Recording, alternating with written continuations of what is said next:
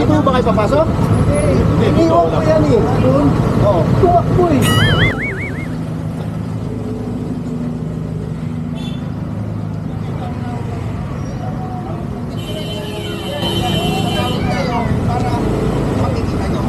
Kaya na, one way kasi.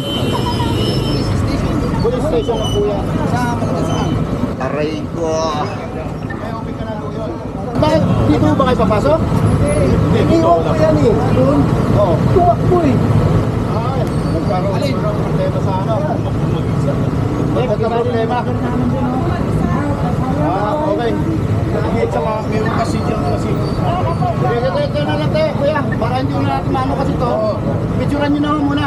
Picturean nyo na lang, picturean. Ano, para matapos na po tayo dyan. Kayo may picture na lang, pero picturean nyo din. Naka-handbrake. Pumunta na police station.